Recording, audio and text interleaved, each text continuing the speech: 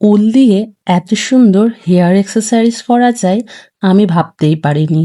এটাকে বলা হয় হেয়ার পারান্দা। প্রথমে আমি কালারিং ফুল বানিয়ে নিয়েছি। তার জন্যে 2 mm হুক নিয়েছি। প্রথমে আমি ম্যাজিক রিং করে তাতে 7টা সিঙ্গেল ক্রোশেট করেছি। তার স্লিপ নট করেছি। দুটো চেন করলাম, তারপর ডবল ক্রোশিয়া দুটো করলাম, দুটো চেন করে একই ঘরে স্লিপ নট করলাম।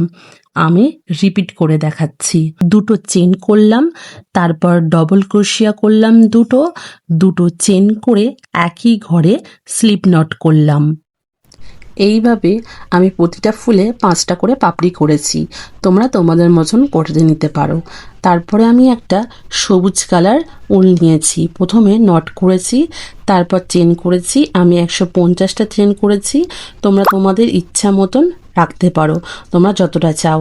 তারপরে 20 বার পাক করেছি। আর এইভাবে কাঁচি দিয়ে কেটে উপরের সঙ্গে চেনটা অ্যাড করে নিয়েছি নিচে ঝুড়ি ঝুড়ি করার জন্যে।